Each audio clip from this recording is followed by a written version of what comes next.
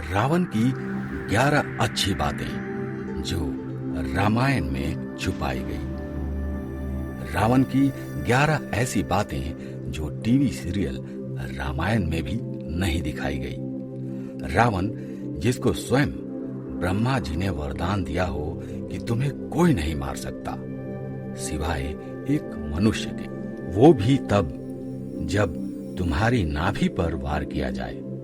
एक ऐसा व्यक्ति जिसकी मौत स्वयं देवता भी न कर पाए, यहाँ तक कि भगवान राम भी बिना विभीषण के बताए उसका संहार नहीं कर सकते थे। एक ऐसा राक्षस जिसने जब ठान ली तो भगवान शंकर को ले जाने के लिए पूरा कैलाश पर्वत सर पर उठा लिया। ऐसा शख्स था रावण जिसने तीनों लोकों पर विजय पताका फहरा रखी थी।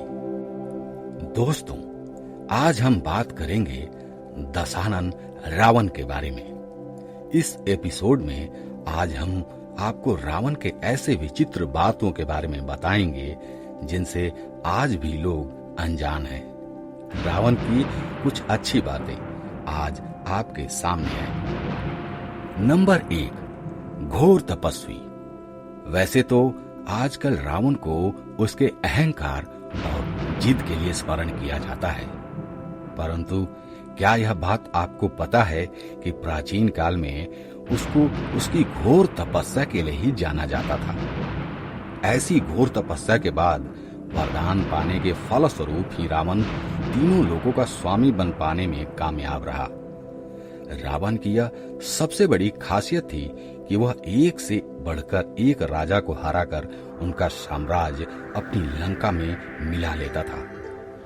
वह उनकी सेना के कमजोर सैनिकों को मार देता था और उनकी सेना के ताकतवर व वीर योद्धाओं को अपनी सेना में शामिल होने के लिए मजबूर कर देता था। ऐसे ही कई युद्धों को जीतकर रावण ने अपने साम्राज्य का विस्तार किया था। पर रोचक बात तो यह है कि रावण केवल उसी राज्य के साम्राज्य को हथियाता था जिससे उसके साम्राज्य को कई लाभ मिल सके, या फिर उस राज्य की धन दौलत अपार हो, या फिर उस राज्य की रानियां और राजकुमारियां बहुत सुंदर हो। इसके साथ ही उस साम्राज्य की जमीन बंजर भी ना हो। और यदि रावण के वीर योद्धा इन बातों के खिलाफ जाकर किसी साम्राज्य को जीत लेते थे तो रावण कतई ऐसे साम्राज्य को अपनाता नहीं था। दूसरी बात, महाज्ञानी असुर और ब्राह्मण। इसके साथ ही रावण के रूप भी अनेक थे। वह एक असुर होने के साथ एक महाज्ञानी पंडित भी था। कई लोग आज भी रावण को एक राक्षस मानते हैं, तो वहीं कई लोग उसे ब्राह्मण के रूप में भी मानते हैं। लेकिन सच तो यह है कि न रावण कोई राक्षस था और ना ही कोई ब्राह्मण। बात तो यह है कि रावण के पिता तो एक ब्राह्मण थे, परंतु उनकी माता एक राक्षसी थी। तो रावण को एक ब्रह्म राक्षस कहना ही उचित होगा। रावण की माता कैकसी ने अशुभ समय पर गर्भ धारण किया था। यही कारण था कि उसकी कोख से रावण और कुंभकर्ण जैसे असुर पैदा हुए।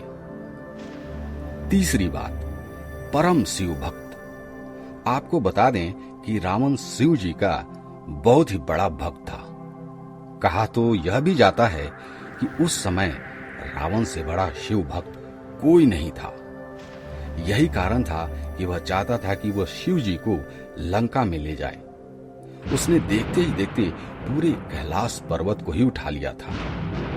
यह देखकर शिव जी को बड़ा क्रोध आया। शिव जी ने अपना दायां पैर कैलाश पर रख दिया, जिससे कैलाश पर्वत अपने स्थान पर वापिस आ गया और रावण का एक हाथ कैलाश के नीचे ही दब गया। परंतु रावण दर्द में कराहने के स्थान पर जोर जोर से शिव तांडव करने लगा। इस तांडव को जब शिव जी ने सुना तो वो सोचने लगे कि भला इस दर्द की अवस्था में भी कोई शिव तांडव कैसे कर सकता है। रावण के इसी कृत्य को देखकर दशानन का नाम रावण पड़ गया, जिसका अर्थ होता है जोर जोर से दहाड़ना। चौथी बात, कुशल शासक। यह भी कहा जाता है कि रावण ने लंका को अपने सौतेले भाई कुबेर से बलपूर्वक हथिया लिया था। और कमाल की बात तो यह है कि रावण ने जब लंका पर शासन किया तो लोगों ने कुबेर से ज्यादा रावण के शासन को पसंद किया। श्रीलंका में तो आज भी रावण को भगवान की तरह पूजा जाता है। श्रीलंका के अलावा भारत में भी कई स्थानों पर रावण को जलाया नहीं जाता, बल्कि भगवान श्री राम की तरह पूजा जाता है। यदि आप वह मंदिर देखना चाहते हैं तो कानपुर में कैलाश मंदिर है, जो सिर्फ दशहरे के दिन ही खुलता है। कमाल की बात तो यह है कि जैसे ही रावण को जलाया जाता है, उससे पहले ही इस मंदिर को बंद कर दिया जाता है और फिर इसे अगले दशहरे पर ही खोला जाता है। पांचवी बात, अपार धन संपदा और दिव्य शक्तियों का स्वामी। दोस्तों, रावण इतना सार ज्ञानी था कि उसके पास सभी प्रकार के वेदों और शास्त्रों का ज्ञान था। उसके 10 मायावी सिर उसके अद्भुत शक्तियों को दर्शाते थे। उसकी उच्च दर्जे की नीतियां उसके साहस को दर्शाती थीं। उस समय जितने भी राजा और योद्धा थे, उन सब से रावण हमेशा ही आगे रहता था।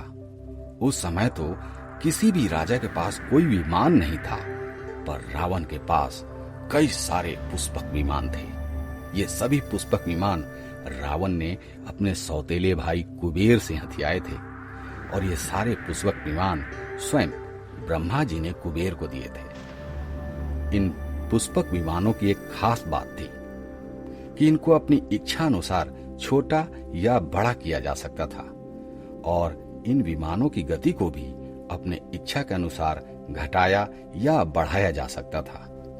आपको बता दें कि रावण ने इन विमानों के लिए 4 हवाई अड्डे भी बनवाए थे। पहला हवाई अड्डा था तोतुपोला कांडा, दूसरा गुरुलू पोथा, तीसरा वरिया पोला और चौथा था उसान गोड़ा। दोस्तों, चौथे हवाई अड्डे को तो हनुमान जी ने लंका दहन के समय जलाकर नष्ट कर दिया था।